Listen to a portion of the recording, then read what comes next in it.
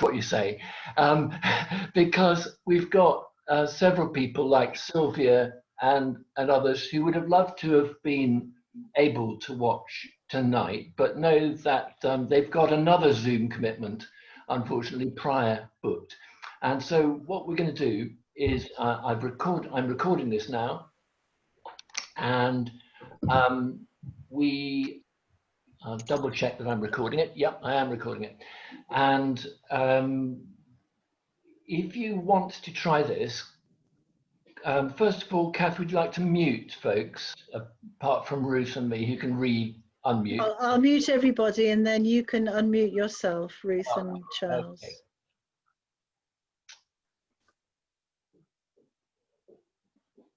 We're not mute yet.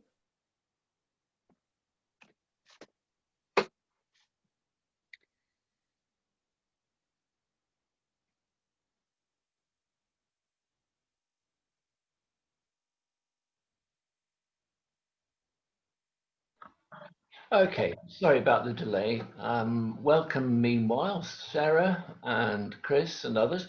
We're just experimenting with our screens a bit so we can get the best out of tonight.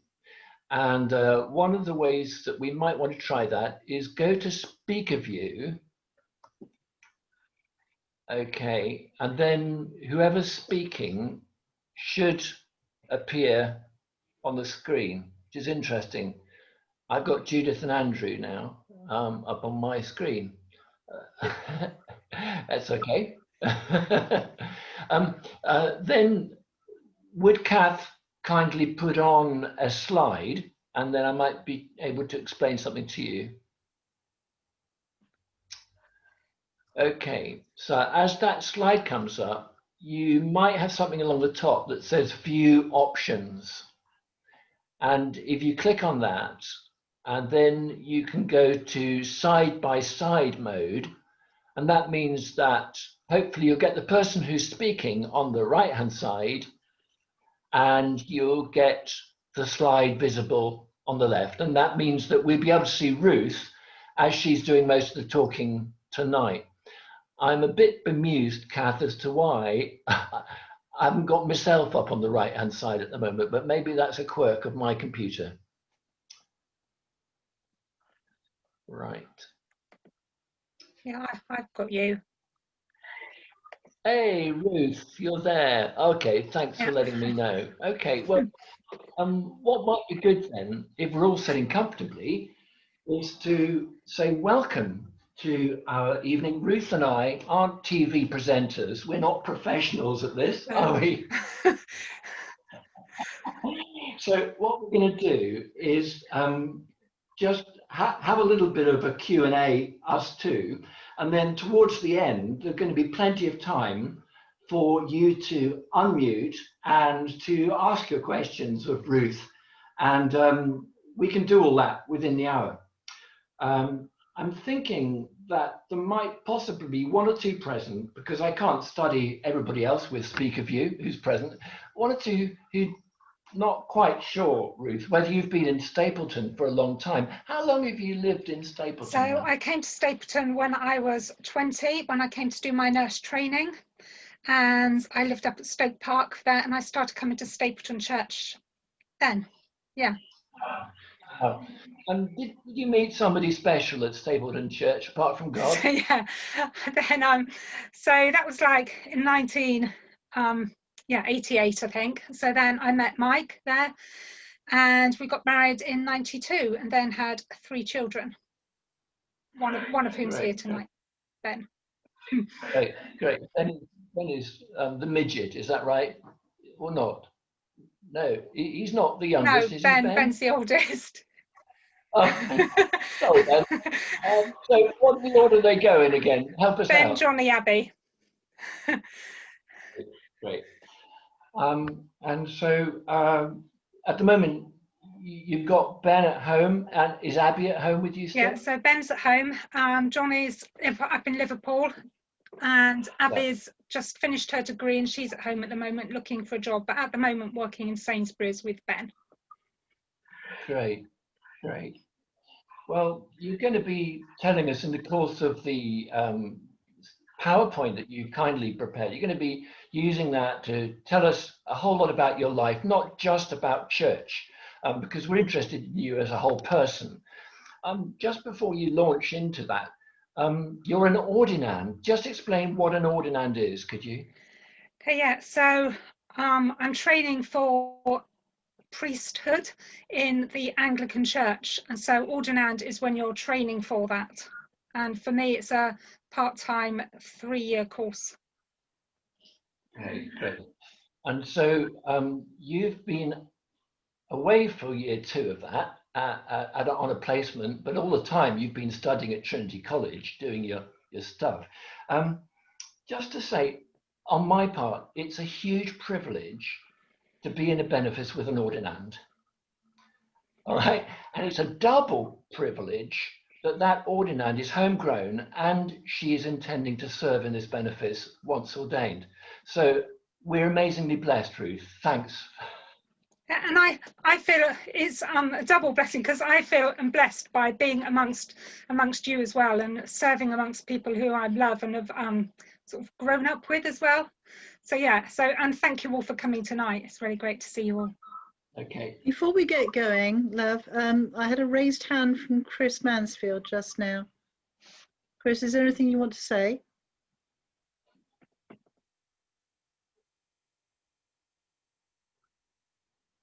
Okay.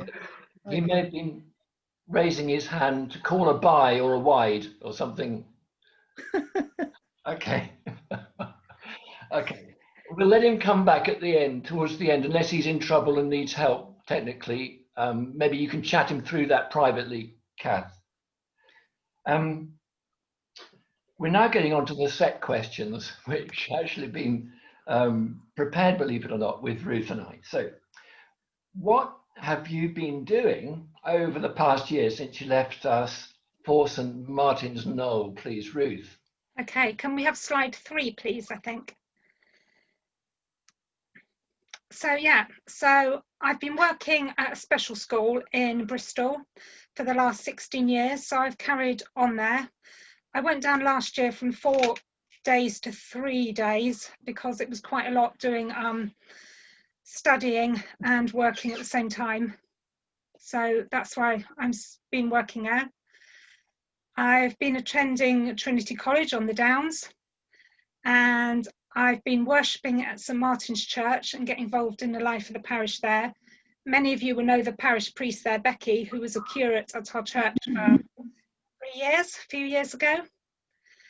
I've been to Lee Abbey in January on an ordinand's retreat. And I've been walking, running, catching up with friends, spending time with my family, reading, playing the flute, piano, steel pan drum, and recently learning to sew. Wow, that's amazing. So that's not just been during lockdown, that's been during the year with St. Martin's, sort of, what Yeah. would you say? Yeah, so that's from last September to now. Yeah, that's an enormous amount. Is your special school, is that near St. Peter's up in Henleys? Yeah, so it's just up the road from St. Peter's Henleys on the same campus as Henley's Infant and Junior School. But this year I've been at Redland Green, which is our secondary campus. Oh, that's interesting. Okay, so what have you been doing ministry-wise in your school? Could you tell us about that? Okay, can I have the next slide, please? Doesn't seem to want to move. You might have to carry on while Okay, that's fine. I'll stop sharing and. Okay, so my paid work is going well, with challenges along the way, as you can imagine, over the last 6 months. I moved from the primary to the secondary site this year, which was different. There were the same children, but it was just a different premises. I've led the Christingle services on both sites. So Charles mentioned St. Peter's Henleys, so the infant school hold their Christingle there. So I did that with Mark Pilgrim this year, and then in the secondary school I did it in the hall. And also we had a teacher that was away once for the Epiphany Assembly, so I did an impromptu assembly on Epiphany. Also, a few of us have been praying together. So a few years ago, somebody wanted to set up, she'd been reading Fruitfulness on the Front Line book. I don't know if you've ever read that, by Mark Green. And she felt called to set up a prayer group. So her and I started praying together, then had somebody else coming along and praying. And we were trying to work out how we could expand the prayer group to include the rest of the school. So we started talking to the head teacher about it and just saying, do you want prayer? And then over lockdown, we said, well, why don't we ask other people whether they'd like prayer? So we emailed people, and I wasn't quite sure of the response we were going to get, but we got so many responses to people asking for prayer for different things. Some people saying, I don't normally do praying, but could you just pray for this? Or I didn't think I'd ever have to ask for prayer, but could you just pray for this? And it wasn't quite the way I'd have wanted my prayer answered, to have COVID, but actually it was a real answer to prayer that started a prayerful atmosphere around the school. So yeah.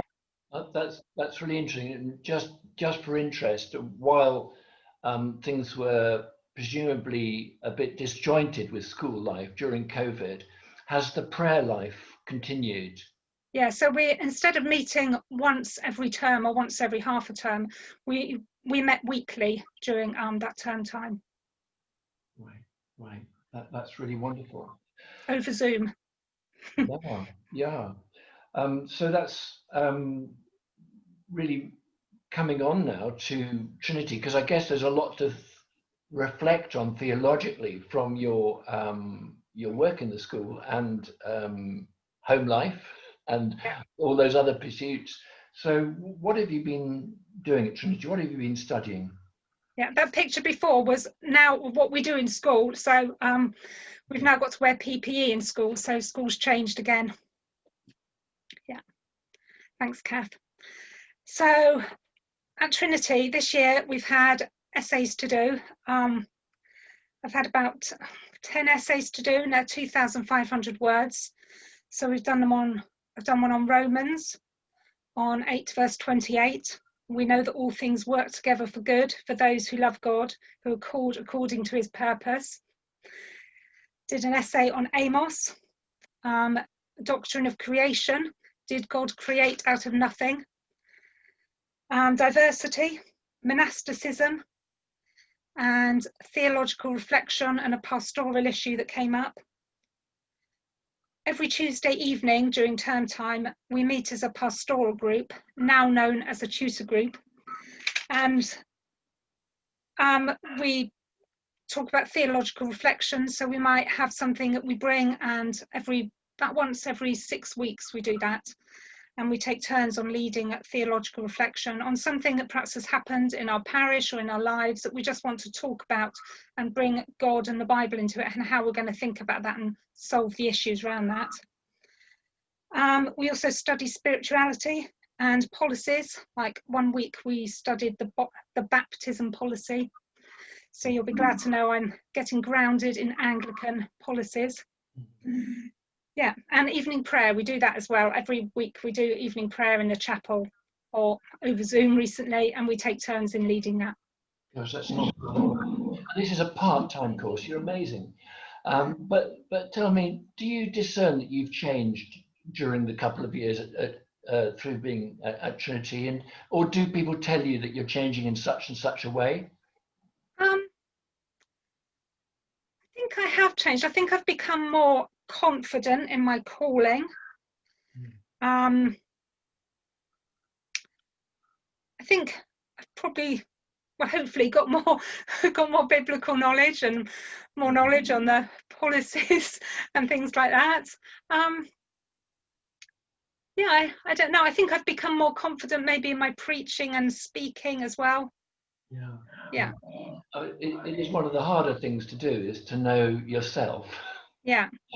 And you know, when life is so full and varied, it's really hard to keep a tab as to how exactly this course is affecting you or your work or other situations. But I guess I've noticed and others might agree, that you are more confident and that you're blossoming and that you are able to communicate really well with us. So even better than we've known you to do that before. So there are other people that would be able to encourage you, I'm sure, in the aftermath of this little tete-a-tete as to how we see you changing, but it's lovely.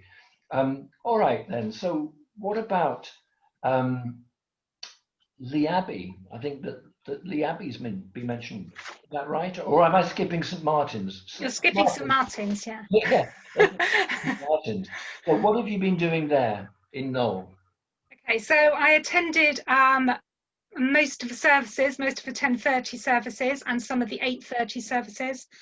I attended the different variety of Christmas services, from midnight mass, from carols to candlelight to the crib service. I led one session of the Advent Bible study group, which I was quite nervous about. Leading Bible studies is one of my skills I find challenging, but I'm getting better at it. And it was enjoyable, and we learned from each other as well. I didn't know all the people there very well, and the person who normally led it was away that week, but it was fine. I led a session in the Sunday school. I wanted to go along to Sunday school and see what it was like, and I got asked to lead the session instead, but that was fine. I talked about communion. We were learning about communion and what the services and what happens before that. And so it gave me a chance to get to know the children better. And one Sunday a month, there's an informal Rise and Shine service with breakfast afterwards. And I had a chance at leading that service with Becky and with the curate. On Fridays, they have morning prayer, which up until March was open to the whole church. So that was 9:30 to like 10:30. And we'd go through morning prayer and then think about how the Bible passage had spoken to us. But over the last 6 months, it's just been a ministry team over Zoom, which has actually been a really nice time to just build those relationships with the ministry team. And it led to them opening a food bank as well. There was a teacher as part of that team, and they would just work, sort of praying at how God was actually going to work in the community. And his teacher said, there's people in like real desperate need in our school, and we're running a food bank from the school, but that's going to have to close down soon. And the ministry team between them decided actually the church could take over the food bank, and now that's running from St. Martin's Church, which was just like amazing. Then after morning prayer, then normally it would be breakfast and then on to cafe. So the cafe is a community cafe which is run in a church. I know some people have been to it, and they don't charge for the food, but they have contributions which cover the cost.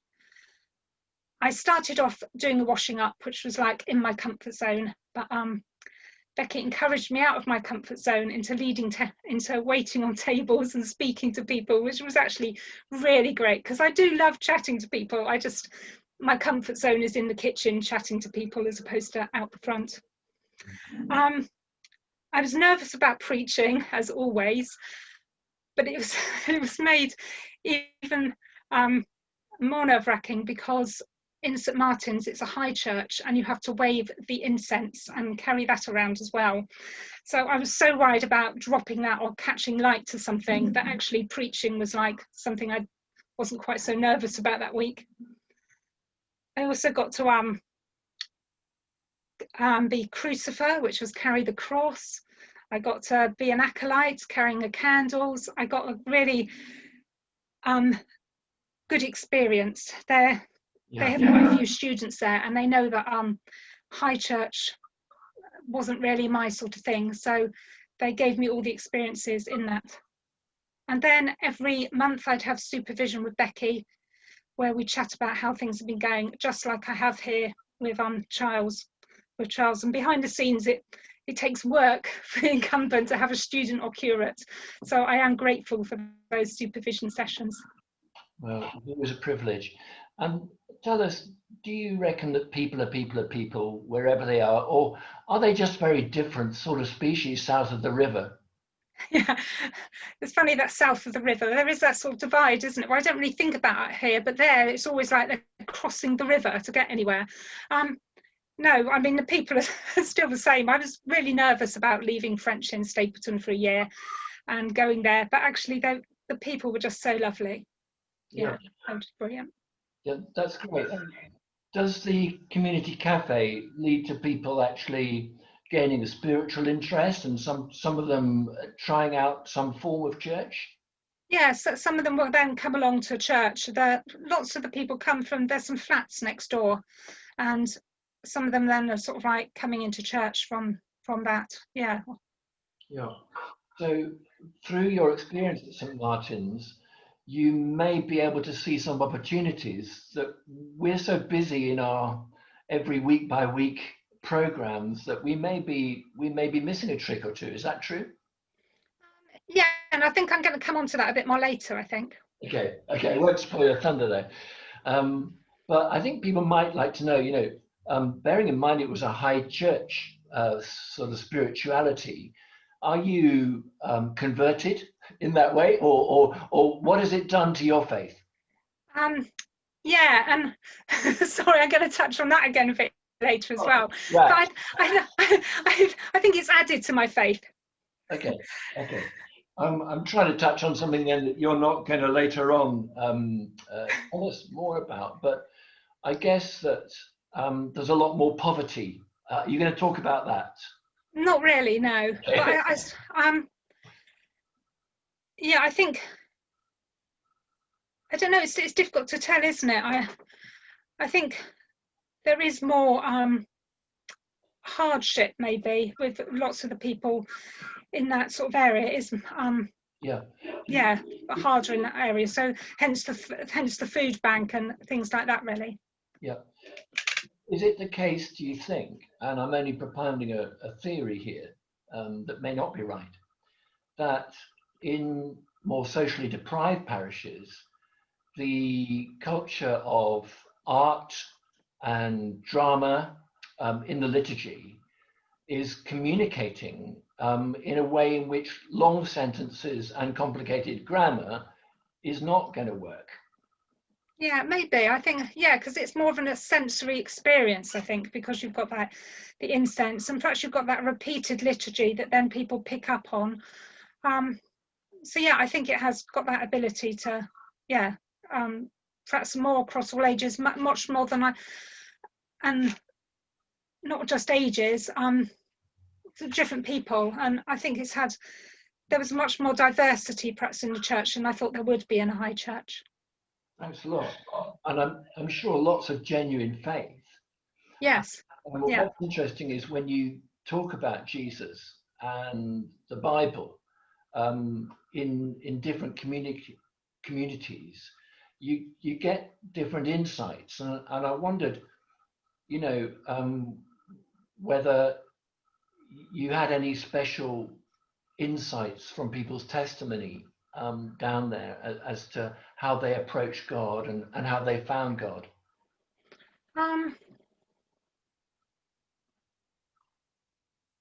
Okay, I think,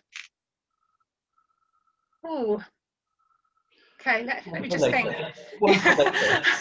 I think that people has come to churches for lots of different reasons, I think. Yeah. There was one person I was speaking to that had come because they wanted to get their child into St Mary Redcliffe School, as lots of people do, and they started coming to church because of that. And actually they were now involved in being the MC, which is like the master of ceremonies, so in charge of all the like choreography and in charge of the acolyte and the thurifer and the crucifer, and they obviously found that was how they found God, through that worship. And it wouldn't have been the way I'd have thought that somebody who didn't have a background of church would have found God necessarily. I'd have thought it would been a lot more informal worship. So yeah, so I think that really struck me that way. And there was somebody who I was speaking to whose children went to St Martin's, or used to go to St Martin's. They were grown up now and went to different churches, but they said they took them once to a more charismatic church. And he went when they said, oh no, I don't like that. I prefer the bells and smells of like of St. Martin's. And that, like, I don't know, that really struck me. You tend to think that younger people perhaps are going to prefer the, well, I do, the sort of happy clappy sort of more thing, but actually that's not necessarily true. Everybody's got their own different styles of worship and the way they find God. Yeah, that's really interesting. I'm going to move on, and I'm now ready to ask you about Lee Abbey. That this was the Ordinand's retreat. Yeah, so that is me in a paper hat. We had to make paper hats out of newspaper, and I didn't want to use any sellotape or anything. So yeah, that was my paper hat I made. We had talks by Bishop Nick Baines, the Bishop of, I think he's Bishop of Leeds, and it was based on his Advent book, Freedom is Coming. But I had a good time. I relaxed. I went running, and I got to know other ordinands as well from other colleges, which was just really great to hear different people's experiences and how different their training was. Good. But you'd been to Lee Abbey before, I guess. Yeah, I used to go on church weekends away. I used to go with friends as well down to Lee Abbey. I got snowed in Lee Abbey once. We went down there for a week and it snowed and we had to stay the weekend as well. So did this feel really strange and different, not having your own particular friends and family round about you? Yeah, there were 2 other Trinity students there as well who, well, there were lots of other Trinity students there, but I went with 2 friends as well from the part-time course. And so we had a chance to chat together as well. And so, yeah, it felt different. It felt like a Sabbath, and it felt more time that I could reconnect with God, I think, by myself and on my own spiritual journey. Yeah, that's really great. Do you imagine there are going to be some Trinity colleagues that you'll be keeping in touch with sort of way beyond your course, you know, that will be a help in terms of as you enter into curacy and things like that? I think so. There's a group of like 4 of us who tend to go out for lunch. We're meeting tomorrow and going out for lunch together, and we pray together and meet together and laugh together and have fun together. Yeah, we're planning to keep in touch. We're all staying in Bristol. That's so lovely. I'll just tell you one of my little stories. As I was at Trinity a long time ago, we'd send round a fish, and when you received the fish, you had to, in those days there wasn't email, so you had to write a little letter and then send it on to the next person. And the fish went round a couple of times a year to our group, but that carried on way into the 2000s. So, you know. Wasn't a fish quite smelly by the end? Yeah, you're right there. A bit tatted, a bit dog-eared actually. But no, it was a great thing. So I pray that your relationships as well will continue. I'm still a godfather to one of their children and keep in touch with a couple of them. So, all right. Well, let's find out what you've been reading, Ruth. What books have you been reading? Okay, so I got given some money for books at the beginning of the year, and also we get a grant from the diocese for books. So some of that parish share that the churches pay goes towards paying for the training of ordinands. So for my time at Trinity, and also we get a grant for petrol and books. So this is some of the selection of the books I've bought. So the Patterns for Worship book is part of the church liturgy. Our next module is Christian worship, so I need that book for that. Saying Yes to Life was the Lent book for the year. Seriously Messy, that's about talking about death and funerals in a messy church context, and I just thought that'd be an interesting book to buy. An Extra Mile is a series. It's like a spiritual journey of 4 women and charting their sort of lives, and it's a sort of novel, bit of an easy read, and I try to read one each summer, and that's the 4th one, the last one. The next one's Paradoxology by Krish Kandiah, which has paradoxes in the Bible, which is really good. I really like that book. And Paul, a biography by Tom Wright. I'm ploughing my way through that at the moment. I did buy lots of other books as well, but that's just a selection. Well, that's great. I can see you're going to be bringing me up to date with a whole lot of literature and thinking, which is going to be fantastic in the year to come, particularly. But um, just to say that both parishes have agreed to support you for a certain amount of book money for each year. So as long as it's a reasonable amount.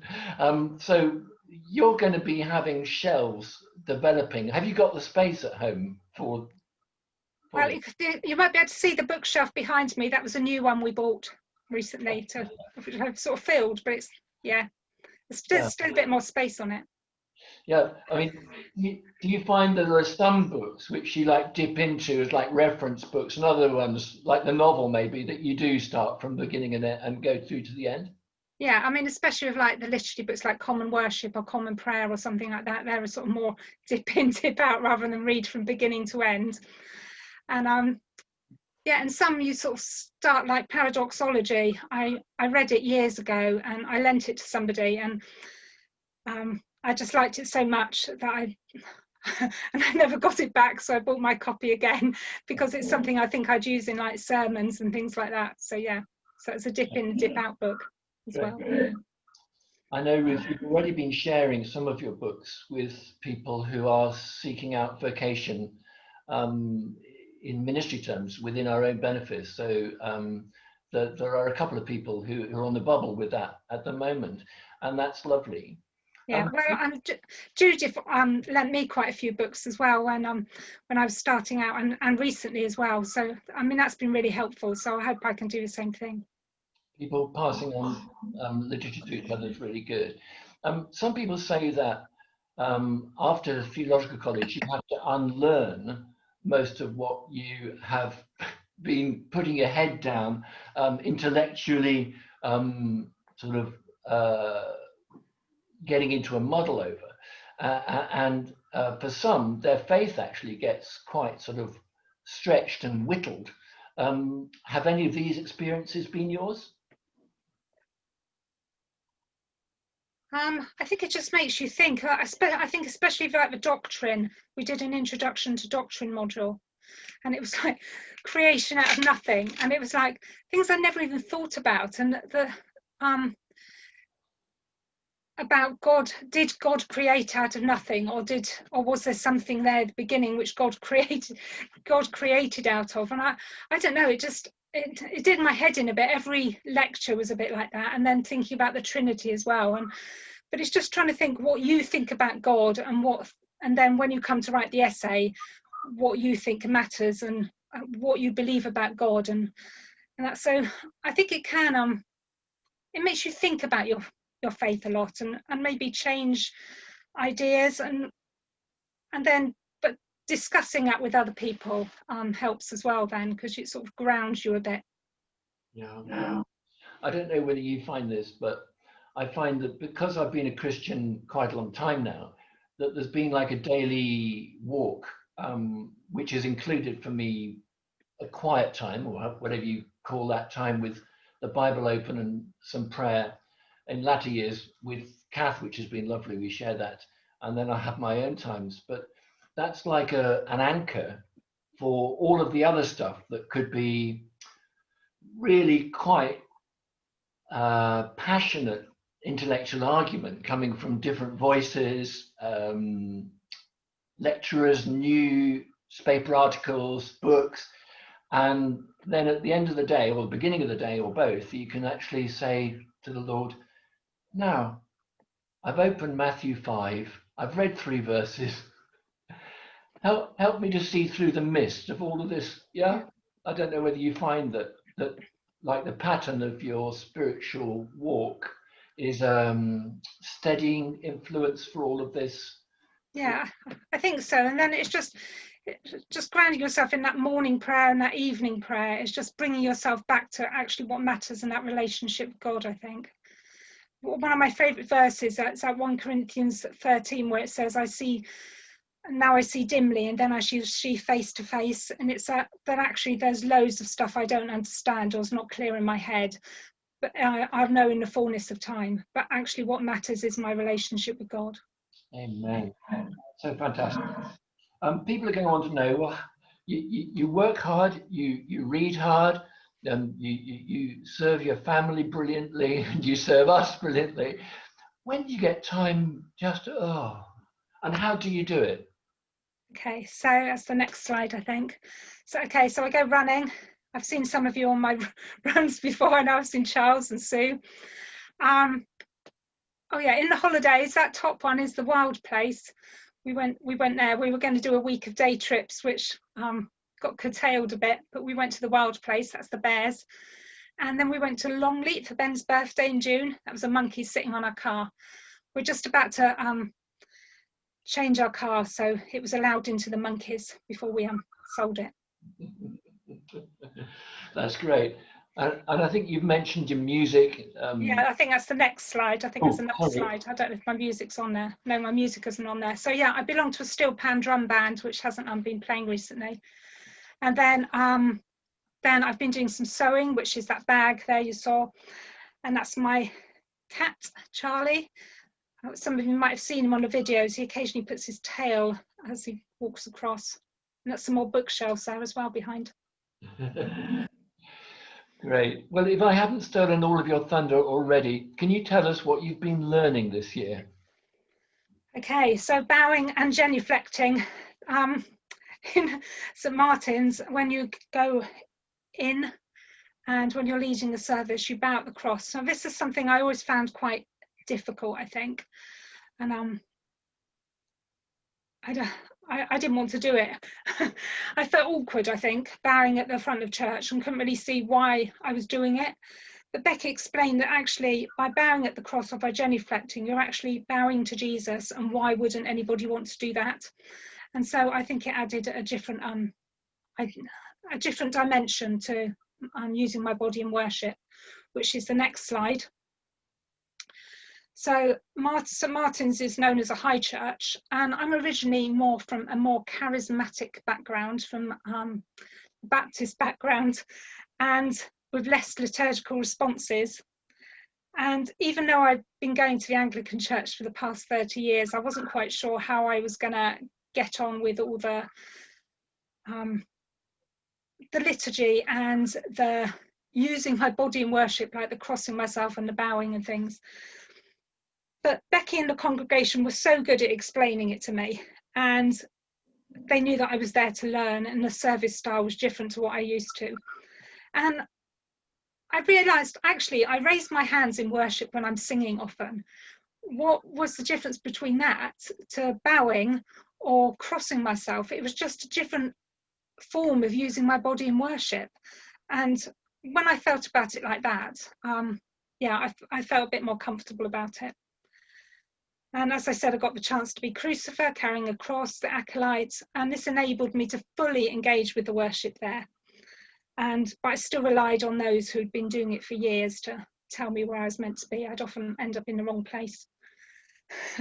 And taking on those roles enabled me to see a holiness and a specialness in worship, and a reminder that it's a privilege to come to God and to worship him, and we serve an awesome God.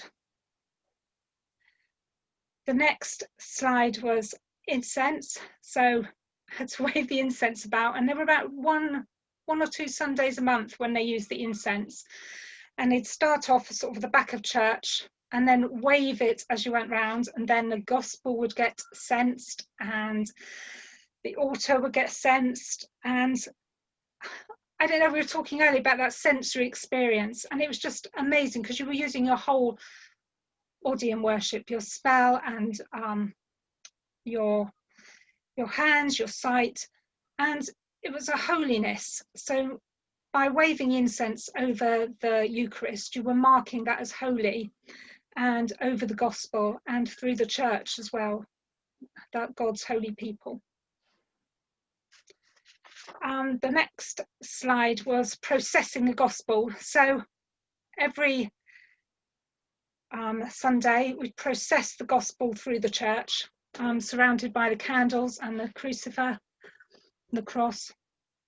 And I thought that a high church would be more Eucharistic based, so more communion based and less Bible based. But actually the incense gets waved over the Bible and the Eucharist, and also you hold the gospel high, like you're holding a cup and the bread high as well. So there was like a powerfulness in the gospel as well as in the Eucharist. And it made me realize that they were held in equal esteem. There wasn't one more than the other. The next slide was, welcome and inclusivity. So I got a great welcome there. There was I already touched a bit on it, but there were so many different people, and I got to speak to them and how they came. Some of them came because they'd come through like a group called Tiny Time, like we have in French. I think they call theirs something different. I can't remember what now. It's a similar sort of thing. And some people came to church through that. Some people came because through cafe. Some people came because they wanted their children to get into St Mary Redcliffe. Somebody just came through the door because they just felt like it one Sunday and they stayed. So yeah, it felt welcome and inclusive. Next one, sorry. Carry on, you're doing great. I'm getting there. Serving. So when I felt a call to ministry, I saw myself as a servant and called to serve God. And I don't know if anybody remembers at my confirmation, there were a few people there. And the bishop had to change his sermon because he got given a different Bible passage and he was expecting. So he decided to dress somebody up in the bishop's clothes. And I don't know why he chose me, but I ended up getting dressed up in the bishop's clothes with the mitre and the stole. And as he placed the stole around my neck, he said, "This is like a sign of service. It's a reminder of the towel that Jesus dried the disciples' feet with." And I realised then that that actually perhaps I was being called to ordination. That actually that was a serving role. But when I went to St Martin's, they have an MC there, a Master of Ceremonies, and this person holds the gospel for you to read from it, and also holds the order of service from you. You don't just put it on the lectern, you have somebody holding it for you. And I felt really awkward. I thought, I can do that myself. I don't need somebody to hold it for me, thanks. But I was reminded that actually the MC is there serving God. That is their serving role. And by letting them do that, I was letting them serve God. And it made me realise, I think, that I've got to let other people serve as well and not just do all the serving myself. It was a part of a reminder. There's a hymn, isn't there? "Brother, sister, let me serve you. Let me be as Christ to you. Pray that I may have the grace to let you be my servant too." And as Christians, we're not meant to be doing all the serving ourselves. We're enabling other people to do it as well. And I was reflecting on that a few weeks ago when I was having, just before I was due to go in for my operation, and lots of people rang up and offered help and stuff. And my first reaction was like, no, I've got this, I can do this. But actually, it was just so humbling to have people offer to serve and just come alongside us. And that really helped, especially with Ben and Abby had to go and stay in a Holiday Inn, and people were offering help and looking up and just checking in on them and just checking they were right. So that was really great. And thank you for all the phone calls, cards, messages, gifts, prayers. Thank you. My next one is multiple place ministry. So I've realised I'm actually called to serve in several places. So the Benefice of Frenchley in Stapleton, but also in the school where I work, and also the place that I live in Fish Ponds as well. I've been doing a bit of community work there over COVID, so that's been great. Next one is Missio Dei, the mission of God, that we're called to be involved in God's mission and get involved in that. As I said, St Martin's is involved in a cafe, a food bank, and a community garden as well. They've got their new curate there is a pioneer minister, so they do sort of pioneer ministry in the community. And I'm hoping to bring some of what I learned from there back to the back to community life in Stapleton. And as a church, we mustn't we be looking to where God is working. And I found it great yesterday at the Climate Sunday service in the morning and the evening. And it was good to hear the beginning of those discussions and how we can work on that 5th mark of mission about striving to safeguard the integrity of creation and sustain and renew the earth. So it was just really great to see just people joining in where God is, I think. And my last one, I think, this is Sabbath. So at Trinity, we have 2 days of retreat and we've got to take one of them. But for me, that always means taking time off school as unpaid leave, which is fine. But I hate leaving everybody in the lurch there just so I can have a day relaxing. And I felt so guilty about it this year. But actually, it just came at such an opportune time. I went to Lee Woods, down by the Downs, and this is a tree there. So I was just thinking about and reflecting on God and thinking about Sabbath rest. And we had communion in the woods there and then walked back to the college. And it was just a day that I just needed. And I realised, actually, it was an opportune time when I just needed to be reminded that actually I needed to spend time with God. It's not just about rushing around from one job to the next. Actually, taking out time with God is something we all need to do in our lives. And also got to know some of the full-time students and the Baptist students as well, because we share our retreat days and some of our teaching with the Baptist students. Thank you. Great. That's so amazing what you've shown us, and I'm really glad that you've not left out the Sabbath part, because I think we've got to try to make sure as benefice that we look after you and that we value this coming aside to be quiet, to be with God, to reflect and think, because you're quite right, otherwise all the activity just becomes more and more of a spiral and you don't deepen in terms of what you can offer as a minister. Now, what we see in you has always been hugely varied and full, and just what you've shown tonight about the extent of this last year makes me quite sure that it's going to be a very enriching experience in these coming years that we're in this privileged position of having you as an ordinand and then as a new curate.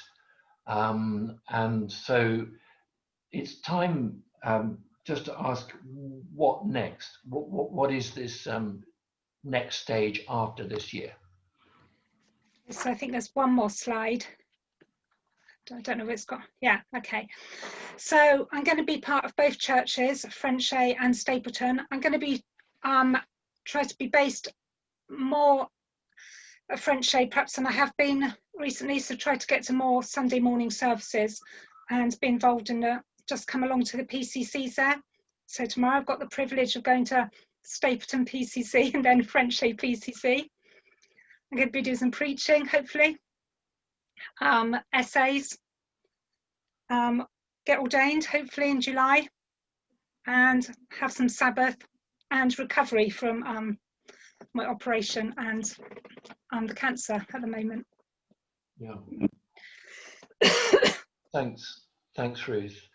What I'll do is now just to open it out. If folks would like to do gallery view, maybe, and unmute yourselves, and we've got at least 10 minutes when folks can put their hand in front of the video, and then Ruth, you can choose a hand and you have the dialogue now with people. Now, it may be that you need to just do gallery view to make sure that everybody is on your screen, Ruth, that you don't miss any hands going up. I think I've got that. But do unmute yourselves, folks, and then put your hand up like that and ask Ruth some questions. We've got at least 10 minutes. Judith? Is there anything in your training that helps you to look after yourself, especially if you get overworked or stressed or anything like that? Yeah, so yesterday, in Stapleton, we had a speaker called Deborah, and actually her husband Ian came and spoke to us on sort of ministry after thing and what happens about stress in ministry and how to cope with that. Also, we get to talk about different types of spirituality, about how we might use those to help us just sort of concentrate on God, and different types of spirituality to try. No, I'm trying to think what I mean. So sort of meditative things like that, and more community, and lots of different ways to just explore God and how you can connect with God, and yeah, I'm not explaining myself very well. Yeah, so there's that, and then we get supported by ministry, division of ministry as well, who then come along and support us alongside. And I've got a spiritual director as well who I chat to, who's outside of the parish and outside the benefice. So we get encouraged to have a spiritual director as well. Does that answer it? Yes, thank you. Others, do just put a hand in front of the screen and fly away with a question, even if it may seem an odd one. That's all right. Kath? How's your health, your physical health now after your operation? Yeah, it's good, thanks. So I've been feeling fine. I'm still slightly sore, but that's fine. I get my results, my pathology results, on the 14th of September, which will then tell me whether I need another operation, and hopefully they'll tell me if I need radiotherapy.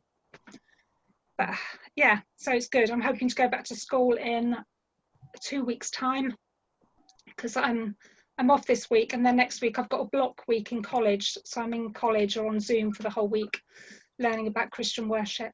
So I've got another 2 weeks off of work because it's quite physical. So I didn't want to go in too soon. Thanks. Malcolm?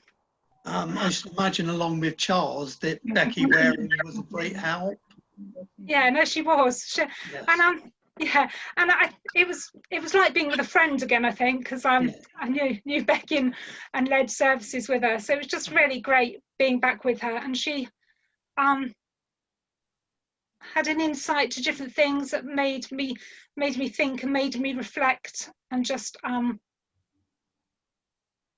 yeah, and just helped me, I think, become more confident in myself and my ministry as well. And in the same way, I don't know, lots of people just say things, don't they? And you just think, oh yeah, and make you just think a bit differently. So it was good to be with Becky again. Yeah, but nice to be back here again as well. Yes.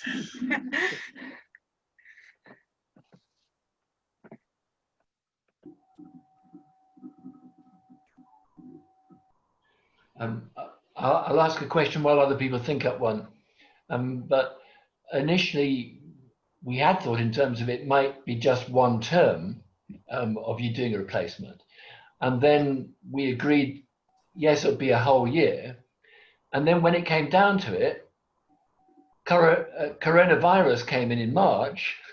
So do you feel that you've been robbed a bit of the year, or how has the coronavirus period sort of been profitable in a way in ministry? Yeah, so I think the profitable bit was actually making me realise I've got a ministry in lots of different places. I managed to come back to French in Stapleton a bit and do an all-age talk on Zoom. That was really good, and get involved in the prayer ministry and the coffee mornings as well over Zoom. So that was really nice, and it made me more think about my ministry in school more as well. And I think what I really wanted to experience Easter at St Martin's. because there's lots of high sort of like more worship there, and they do lots of different sort of Easter services, which I was really looking forward to, different to what we have in Stapleton and Frenchay. And so I do feel I was a bit robbed there, but yeah, but it was fine. We must make sure when April comes, Ruth, we give you some space that you can get down to St. Martin's for at least an Easter service of some sort. Yeah. I think I've got to do another placement this year for like 4 weeks, so it's possible I might be able to get back there, depending what Trinity say. Sorry, Kate? Yeah, we've been being told, you know, as we come out of the sort of total lockdown, that we've got to be very careful, not necessarily to reinstate everything we used to do, but we've got a real opportunity to do things differently. And I think, Ruth, that you have been pushed into doing things differently this last year, particularly the higher church aspect.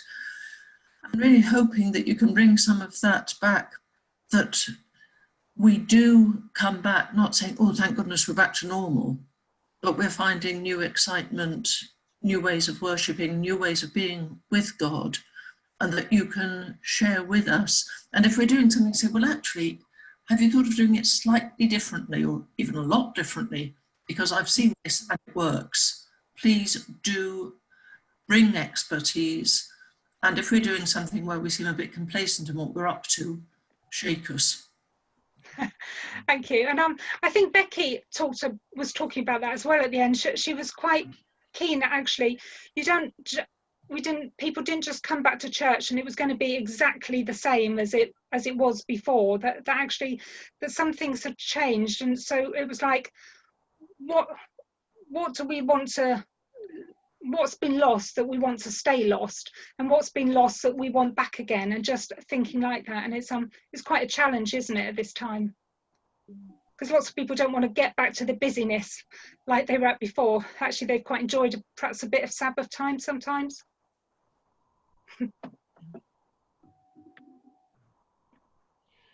Great. Ruth, I'll ask another question while people are thinking up one, but do you think that you are especially a children's minister, or especially an elderly person's minister, or especially something else of a minister, or isn't a specialism at all in the picture? I think that's probably changed a bit over the last year in a way. I've been more involved in the children's work, I think, for the past as many years as I can remember, and which I love working with children. There's something, I don't know, something different, isn't it? They just come up with things and make you think of things really differently. You think, wow, I just never thought of it that way before. And so that really challenges you, and I love that challenge. But I've realised I actually love speaking to all ages, I think, much more than I thought I did over the last year. And I think that's made me think with cafe, with just getting to know different people, and also over the Zoom coffee mornings, I think, as well, that actually I love chatting to people and getting to know people. So I'd really like to be much more involved in sort of, I don't know, that as well, perhaps not just do Sunday school every week like sometimes I did. I was often doing Sunday school at the back of church and perhaps didn't get to speak to other people as much as I did. But that's partly me, because that's my comfort zone as well. Yeah, well, you're really brilliant with all age worship, but that shouldn't stop, as you suggest, the development of ministry in the non-comfort zone, if you like, in the next months and years. You know, earlier on, I said, I'm sure that people will have ways of encouraging you tonight in what they see as your strengths and what they recognize in you as a minister and a person. And I'm just going to give that opportunity before we finish, that if anybody just wants to say to Ruth, you're great, we love you, that's fine. But if you just want to name something as a quality in Ruth, I'd love that to encourage her with in the next few moments if people just raise a hand and just give her your word of encouragement tonight. Kath. You're very courageous. You may not think so, but going for this, following this call and sticking with it over a number of years is a real example to the rest of us of faithful courage. Thank you.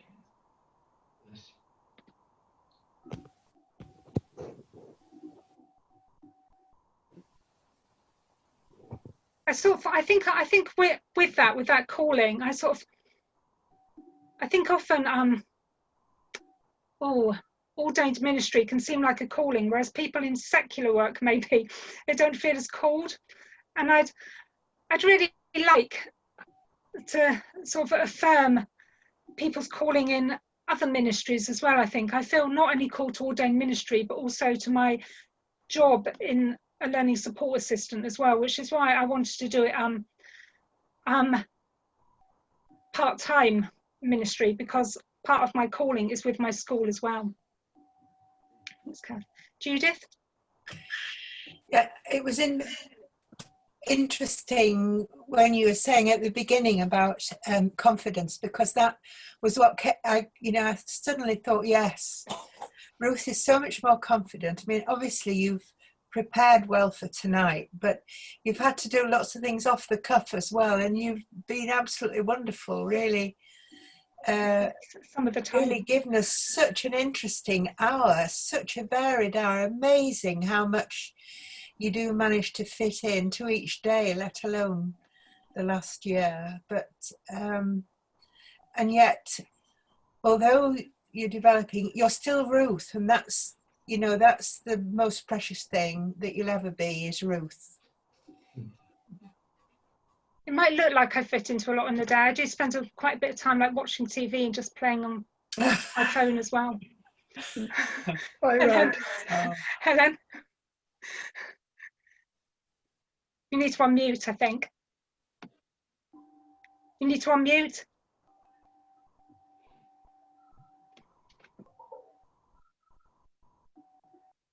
Sorry, there we are, Helen. Sorry about that. I should be used to this by now, the number of Zoom meetings I do. Ruth, you are so warm, and you are an encourager, and you will be an enabler. And that is so important for a minister, to enable people to recognise God's calling, but also to give them the confidence to be able to go with it when they feel they're faltering a bit or they don't know the way ahead. And I really perceive that you will be able to do that. Okay. I'm trying to get better at that. Thank you. Anybody else before we close for tonight's hour with Ruth? Okay, well, sometimes folks take time to process, and I didn't ask anybody to previously prepare words for Ruth. But it might be that something occurs to you in the middle of the night and you say, oh, dash it, I wish I'd really been able to put my mitt up during that hour and said that to Ruth. Well, why not just ping her an email or write her a card or something like that, that will tell her how you view her life and ministry.